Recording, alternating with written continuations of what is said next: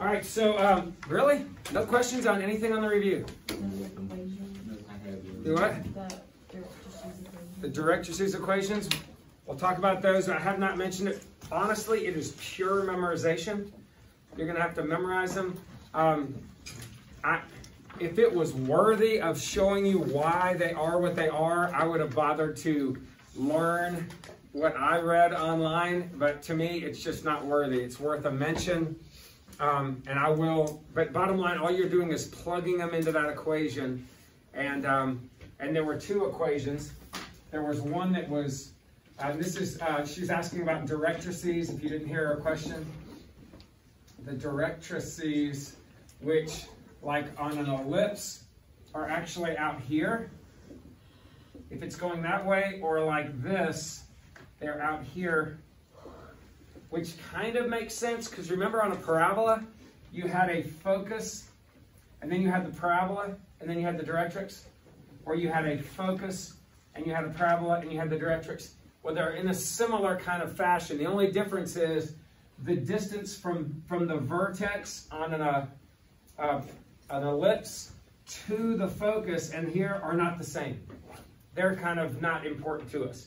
So the way I kind of remember them is, do y'all see the formula sheet? What does it say? Now, give me, it's either x equals h plus or minus. And honestly, if it says a over e, what did you learn about e? What is e on an ellipse or a hyperbola? C over a. So if you want, and I honestly, I don't know why I don't fix this in there, but because e is c over a, to divide by an e, what would I be multiplying by? An a over c. So really, you could just change that to, if I multiply, instead of dividing by e, if I multiply by the reciprocal of e, I get a squared over c. So this kind of thing is, these are lines, right? Lines. Does this x equals h look like it would give me vertical lines? Yes, because vertical lines are always x equals. So if you know that the graph is stretched this way, which means the directrices are up or down, then use these two equations. Which means you got to find your a, you find your c, plug them in there, add them to the h coordinate of the vertex, subtract them from the h coordinate of the vertex, and that gives you your two lines. And if it's this, it's the exact same thing, except instead of x and h, what do you think you use? Y and k. Yes? On our sheet, it says like a over, oh, it's a over e. No, yeah, it's either going to be a over e, okay. But if you replace e with c over a and multiply by the reciprocal, you get a squared over c. Okay. So either way, if you've already found e, then just plug it in there.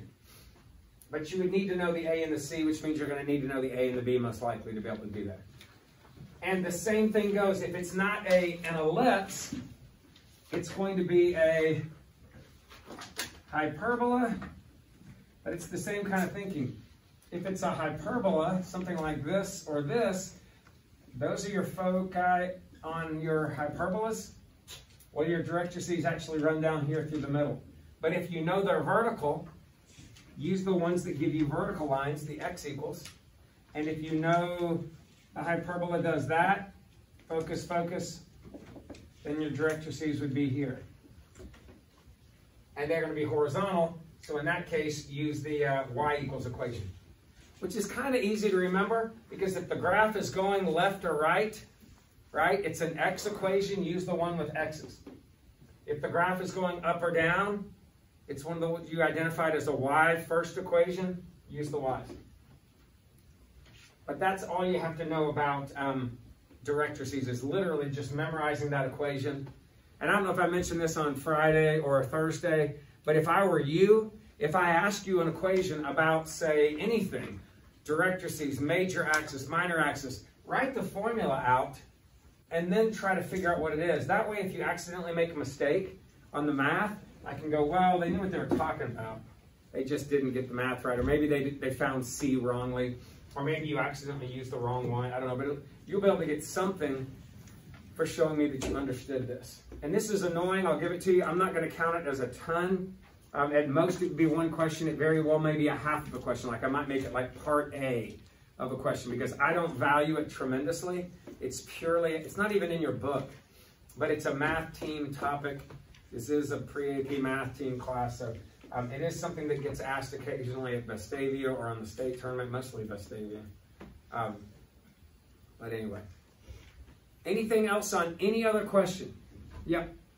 The equation of the asymptotes on, I think it was on like, the question about it was on the first review. It was like question number 7, and it was like the equation. I was just like learning how to set it up and stuff. The first review? Yeah. Okay, this might be that tricky one. It is. Yeah, good question. Okay, let me pull this up. This is a question I have given similar to this on your test every year.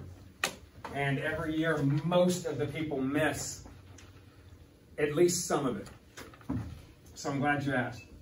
Good question, my friend. Okay, now, what do you know about asymptotes on a hyperbola?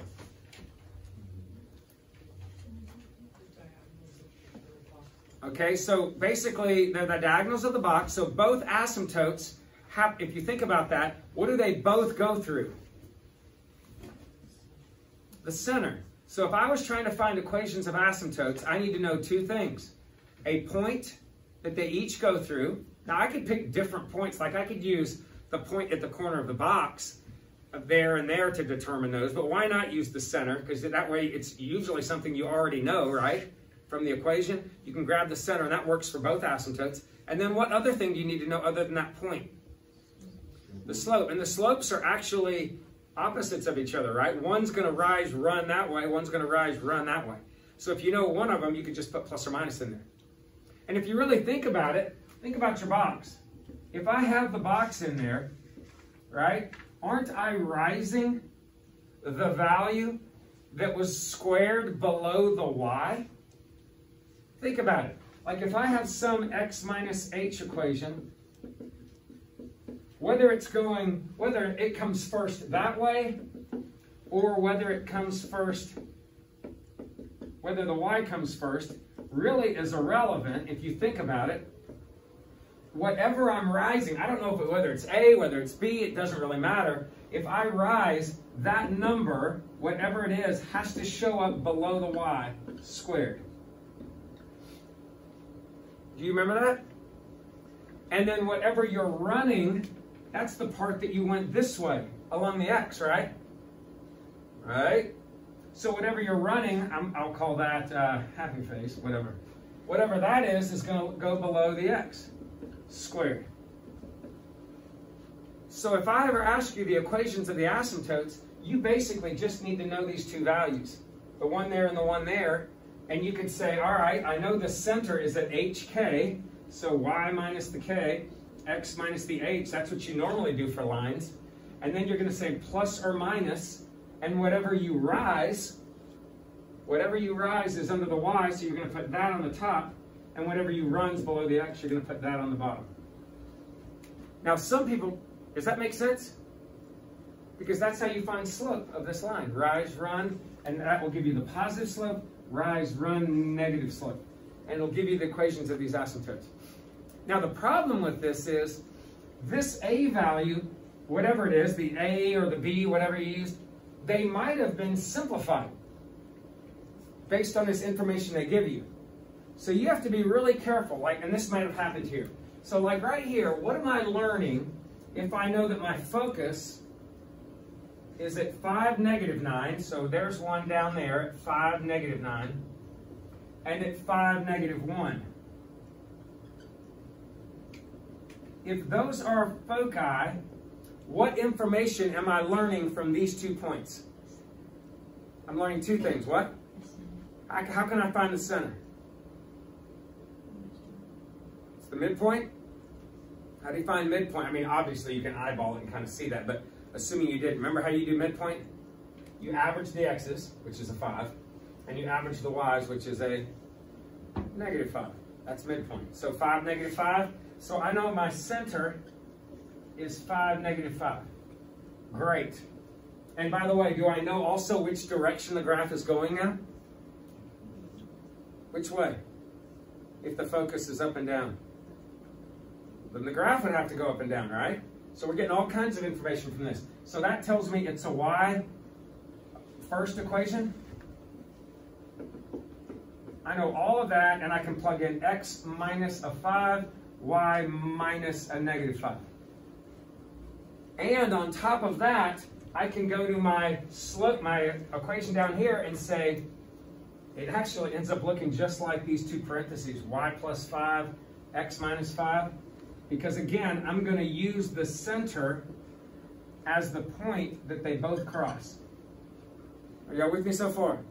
And again, this is my goal. Well, find a bunch of things. Now, what else can I get from that in addition to the center and the direction the graph is going? C, because the focus to the HK value in every conic, focus to HK is always C. So now I know C is what?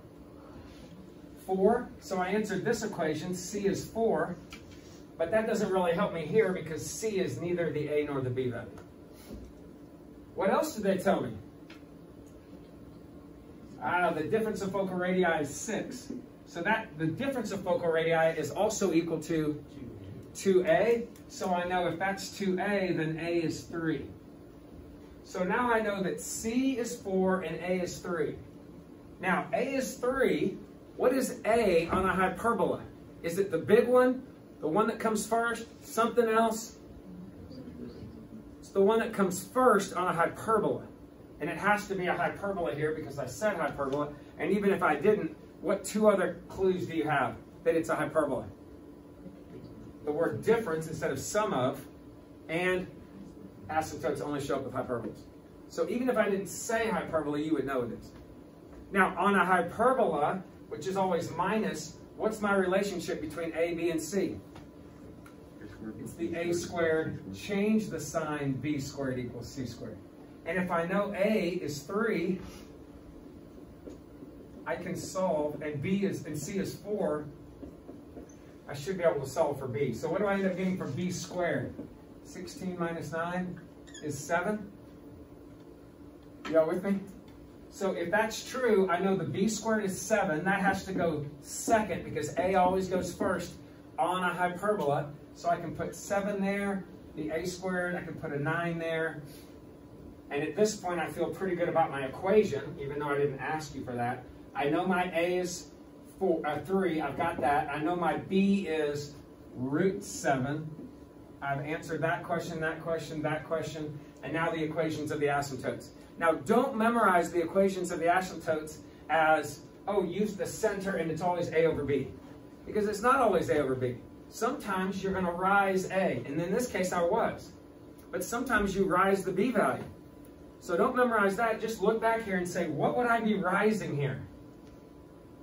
I get that from under the Y, because Y rises, right? So that would be a 3 squared, so I'm rising a 3. And what am I running here? Root 7, so I put a root 7 in here. And because we're really annoyingly eager to rationalize every denominator in pre-cal, of course you want to write that as 3 root 7 over 7. Now some of you might be saying, hey, well I read in your notes that the equations of the asymptotes could be found just by changing that 1 to a 0.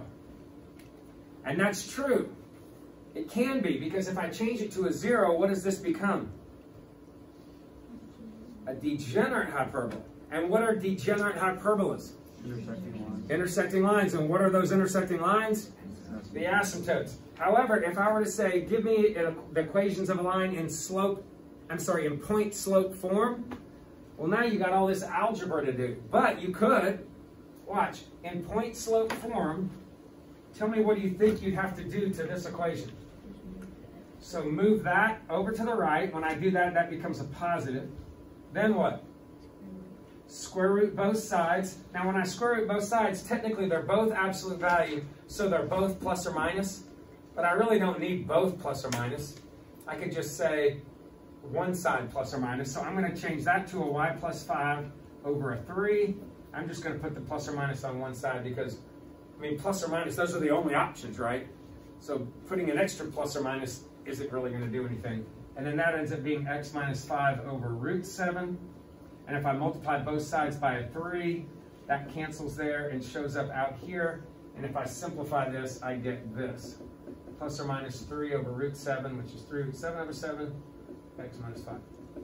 So technically you could do that, but again, I think it's so easy just to go, wait, if I know these, and you be the decider of that, I guess. To me, when you have this, I think it's easier just to go, wait, that's the center, right? 5, negative 5, so I'm just going to borrow that y plus 5, borrow that x minus 5, go plus or minus, rise 3, run root 7, and I'm there. Just seems easier than going through all that uglier algebra. This actually wasn't the harder question I was looking for, although this is a good question. The harder question I was looking for is every now and then you get given information like, I'm trying to think of something off the top of my head. You know what, I'm going to have to go find it. Let me answer all the questions and do what we're doing today, and if I can think about it, I'll go back and find it. If I can't, I'll mention it tomorrow. But the bottom line is there's one where you're given the ratio of the A and the B. Like, maybe I tell you that, maybe I tell you the equations of the asymptotes. So like, what if I were to give you, forget this question.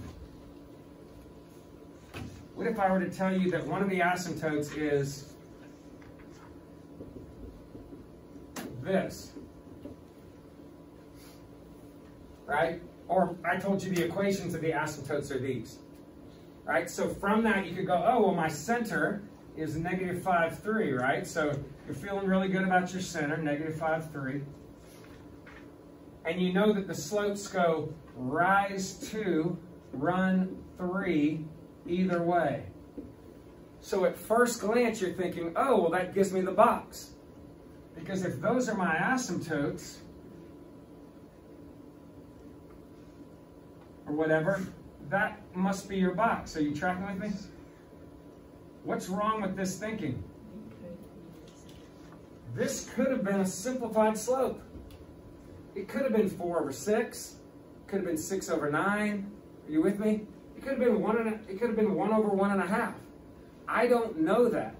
So what I would have to do, I can't just assume that I'm rising 2 and running 3, because that could have been rising 4 and running 6. The box could have been much bigger.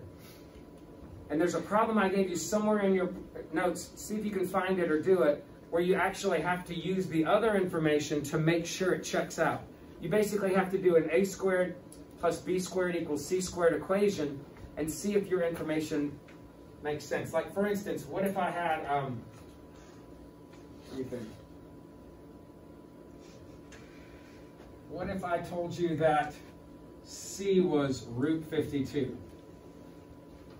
I'm just making some junk up. So if that was the case, and these are your a and b values, shouldn't the a value plus the b value be equal, a squared value plus the b squared value or whatever equal to the c squared value? Shouldn't they? Do they? No.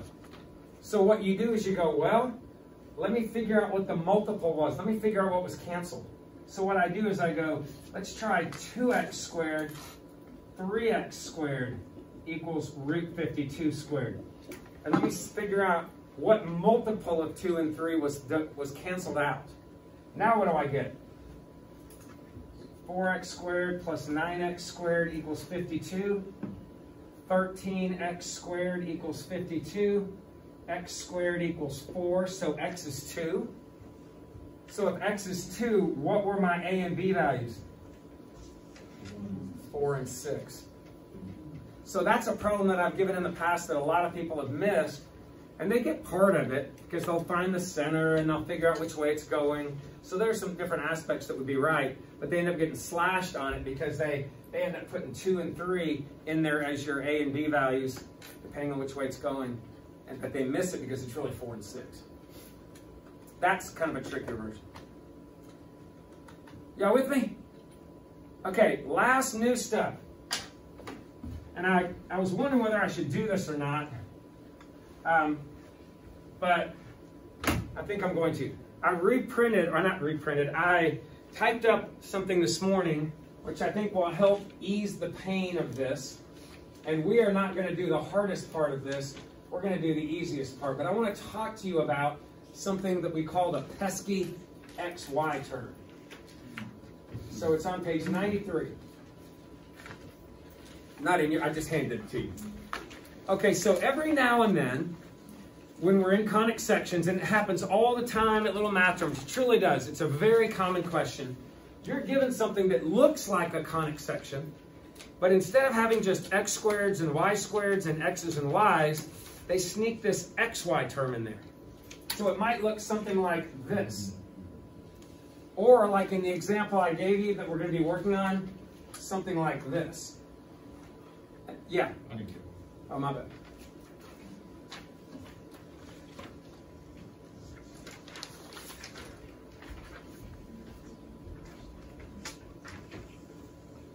All right, so what this is, it's really easy to look at something like this and go, you know what, I'm just going to ignore that part. And sometimes you can ignore that part and get lucky, but most of the time you can't. Like in this particular one, you kind of got lucky. If you ignored that part completely, you go, oh look, those are both positive on the y squareds and x squareds. They're both positive, they're different numbers, so what most likely is it? Based on your, I guess it would be ignorant thinking and ignoring the xy, you'd probably say an ellipse. Well, this one actually ends up being an ellipse, but you totally got lucky. If that had been a different value right there, it could have ended up being a hyperbola or a parabola. So, and again, this is something that I haven't explored a ton of. It actually does show up in most pre-cal books. But these kind of problems that have an XY in them, what they are is tilted conics. So like instead of an ellipse that looks like this, it'll be ellipse tilted on an axis. Like there, or maybe it's a hyperbola that's tilted on an axis. Y'all with me? Now you actually have done these before, but you don't even know it. Do you remember this? Good. Ooh. All right, so you've seen these before. What is that?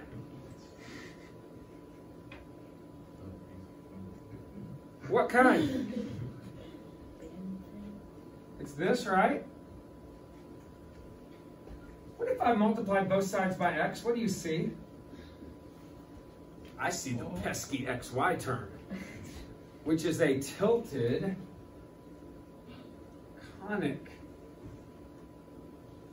You see it?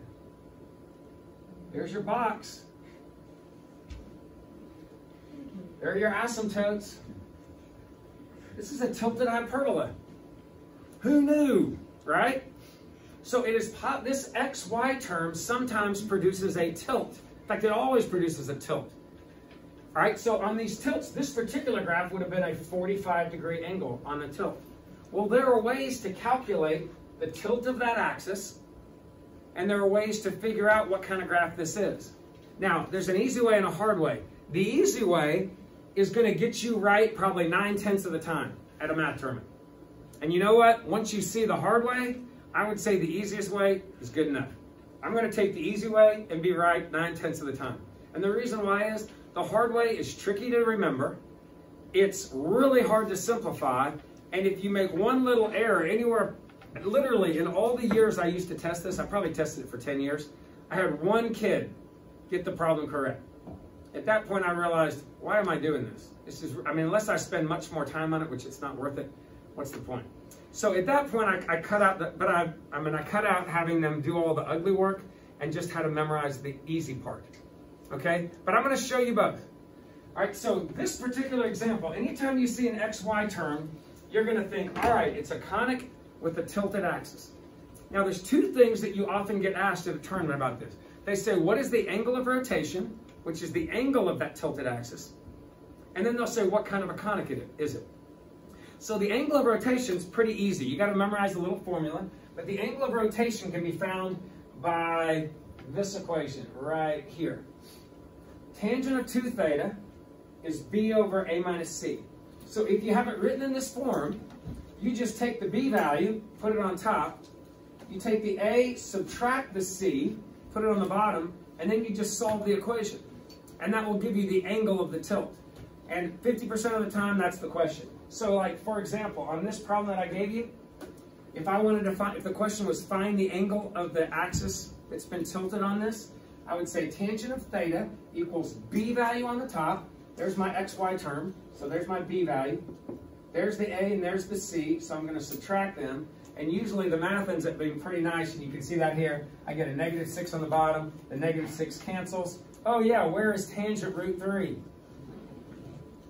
60, right? But if it's a double angle, that means the double angle is 60, so the theta is 30. So that means we have a 30-degree tilt on this axis, okay? Now, if I want to find out what the conic is, I could use basically the discriminant. Do you remember what the discriminant is?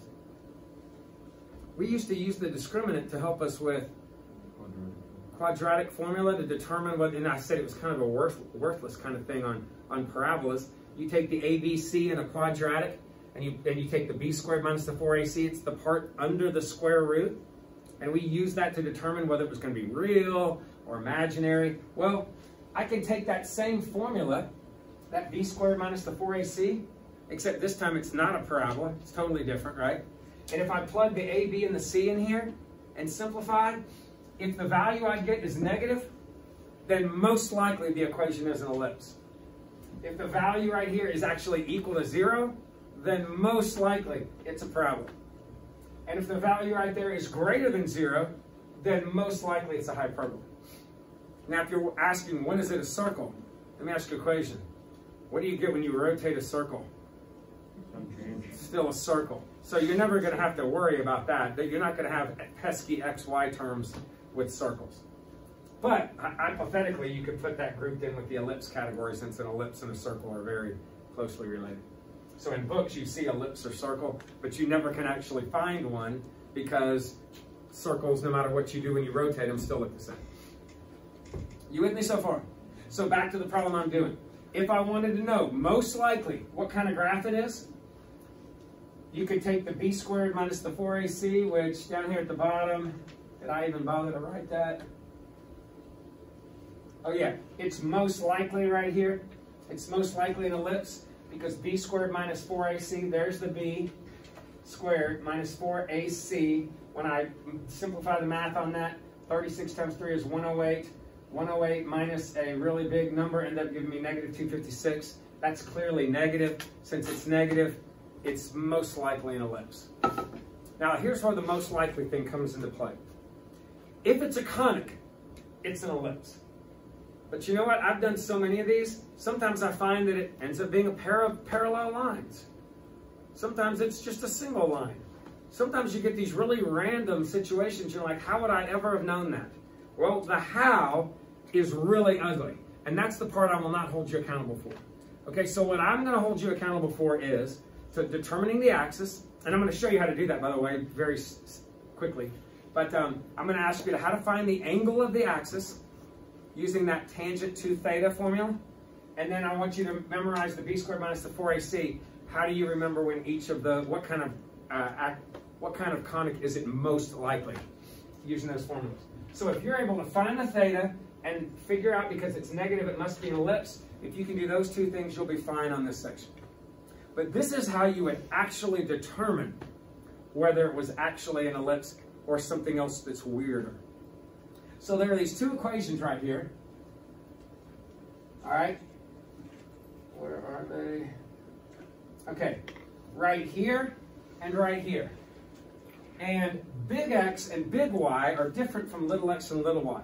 Big X and big Y stand for your new X and Y axis once you rotate. So like, for instance, on this graph, you started with an X, Y axis. but there was a 30-degree axis of rotation. So if it rotated 30 degrees, that would be 30. Well, this represents the big X,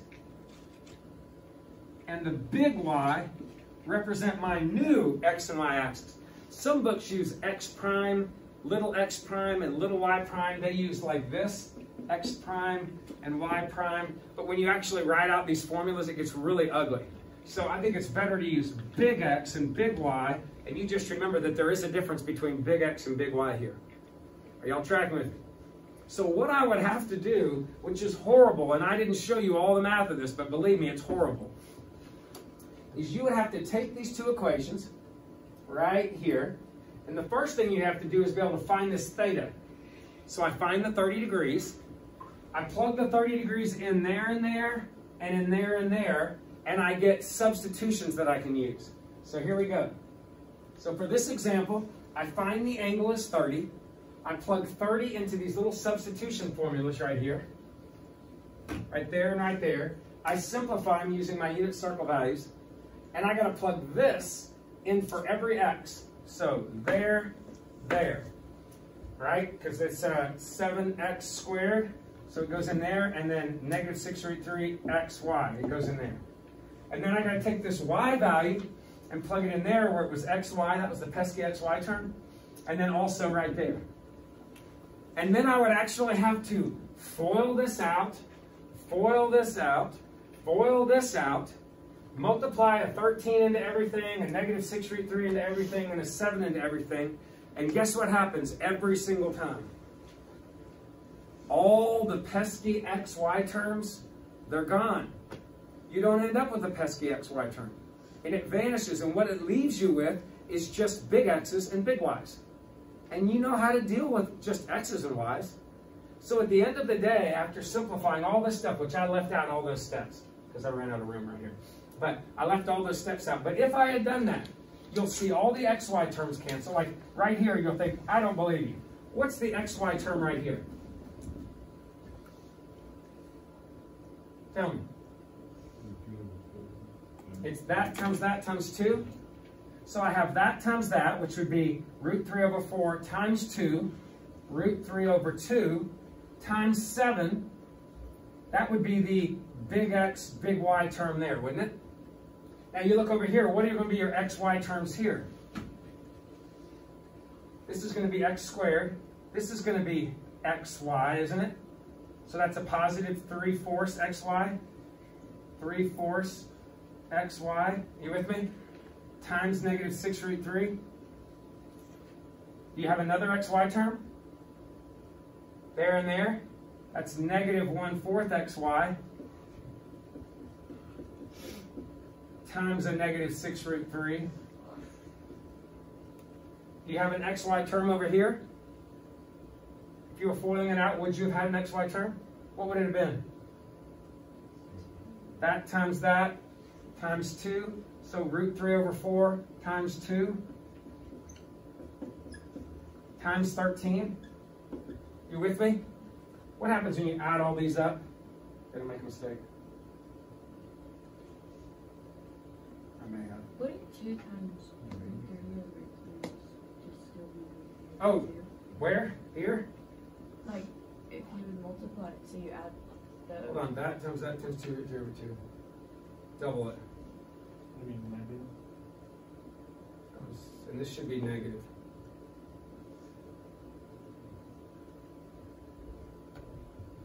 It's supposed to work out great. I hope I didn't type anything in wrong. X squared xy be positive 3/4. Positive 3/4 xy times that. And then negative 1/4 times that. Okay, I'm not doing a very convincing job right here. That's 19 and negative 13. Okay, I'm not even, whatever. Do I have it here?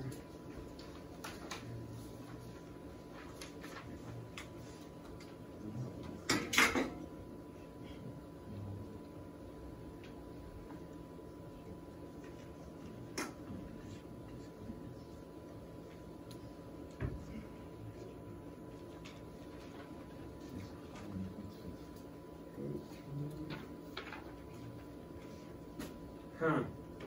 Well, no, that's right.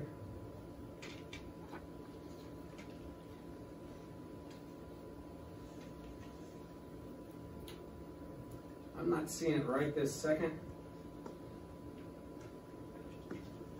Oh, sorry, times 3. So this is negative 18.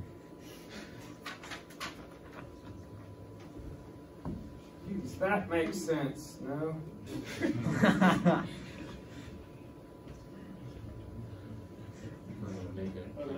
Double. It says 13 right there. Double action. Oh, yes. Okay. So if I found the common denominator, man, I'm struggling. 14 over 4. 26 over 4.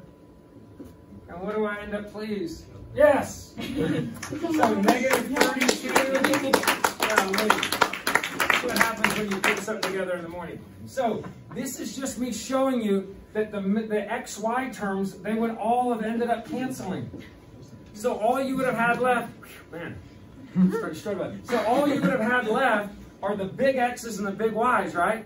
So when you put those all together, this one actually simplified really nicely, because most of the time you end up with big X squareds and big X's and big Y squareds and big Y's. But on this one, you ended up with nothing but big X squareds, big Y squareds, and a constant. And look at that. What is that? What happens if you just have X squareds and Y squareds and a positive in the middle? They're both positive, different numbers. It's got to be an ellipse. So you can see that this would be an ellipse, but it's on a new X and Y axis, right? It's on that new big X, big Y tilted axis.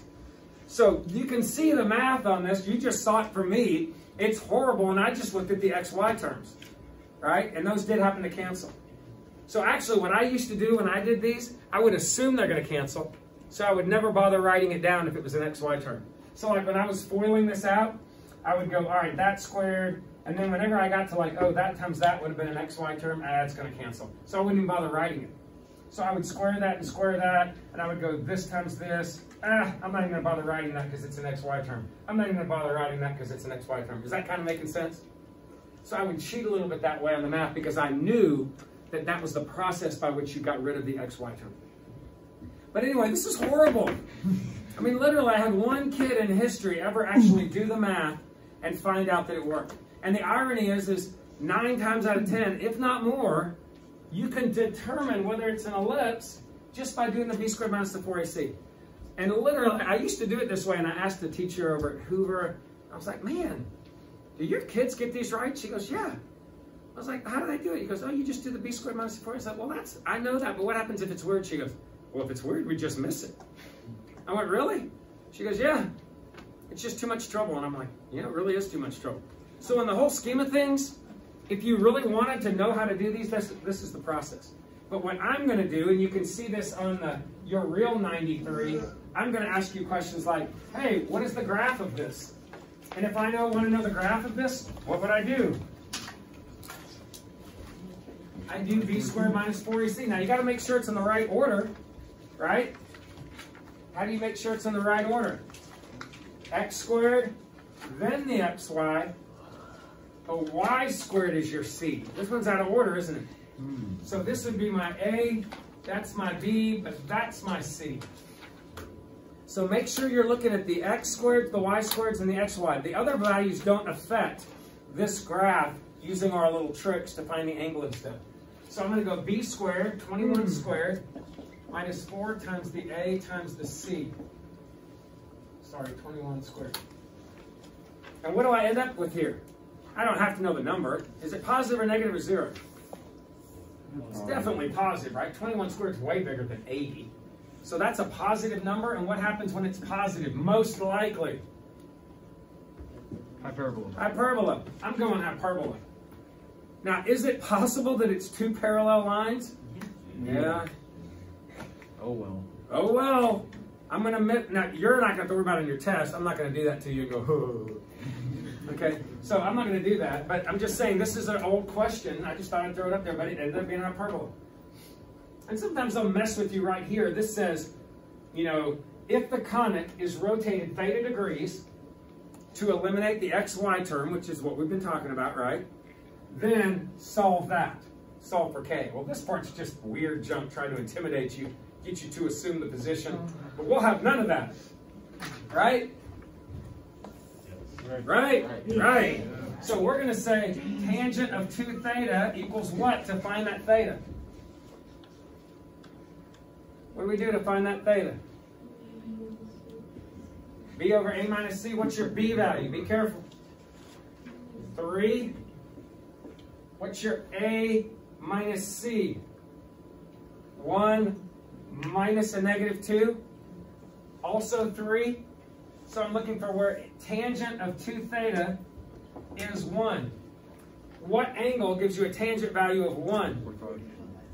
45 degrees. So that means that the 2 theta is 45 degrees. That means your theta is 22.5. Can I take that and come over here and maybe have a fighting shot of solving? Oh, yeah. Hopefully. See what you can do. Look, problem number 3. This is your homework, so I want you to actually try something. Problem number 3, they just asked you for the angle of rotation. And if I remember, that was actually my example that I just did in this problem. So I literally have done this problem for you. Look at, I'm not done with number 2, but I wanted you to play around with that. Look at number 4. The graph of this is blank. Do you think you can at least get a fighting shot of it? No, I know. Here's the thing. Yeah, and I'm glad you mentioned that. If you look at your assignment sheet, guys, your assignment sheet, I have on it to do conic sections practice and the Vestavia problems, which I do want you to do all you can on that. On Wednesday, you'll see it says to be announced, conics miscellaneous review or whatever. But I also wanted to talk about the Pesky XY term on Wednesday. But the Vestavia problems, that when I looked over them, had a bunch of the Pesky XY term questions on them. So I wanted you to know how to do those. So I did this ahead of time. And then what we're going to do on Wednesday is the conics game. Do you remember we did a game in here? What did we do it on, like the matrices game or something like that? We're going to do that. I'm going to have to give you each your own marker so we can't transfer the COVID around, you know, just in case. And you'll have your own board. How many are there? They're not 7, 10. Yeah, we're good. We got 20 boards. So you have your own board. You just hold on to your own board and your own marker. But we're going to do that little game in here as a review on Wednesday. Try to make pre-cal more fun in the midst of our pandemic. And then we'll just have our test Thursday and we'll call it a semester. Well, except for your exam. Are y'all with me? Okay, so do the best you can. All we're doing tomorrow is review. It says, let's see what you know. So any questions you have on the Vestavia stuff, on anything that we're doing, just follow along with this, the conic sections practice, any of that stuff, do the best you can. Don't feel the need to be like locked in and having to turn it in tomorrow, because you might have half of it done and go, I couldn't do a bunch of these Vestavia questions. No problem. We'll take it all up at the very end and give all your credit to you on test day if we have to. But just come in here with good questions tomorrow. All right? All right.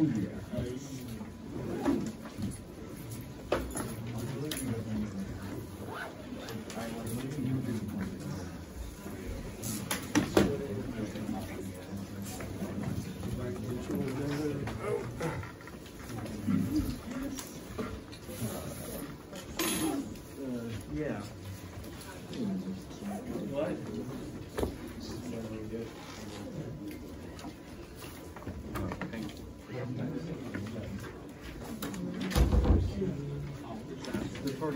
Good, just a 10.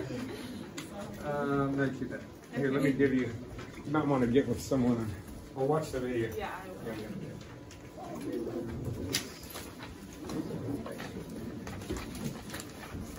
Yeah.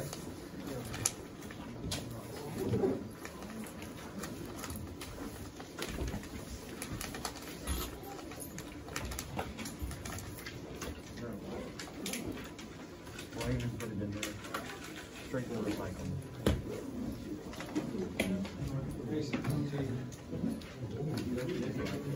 That's what it's nice. Is there anybody else who has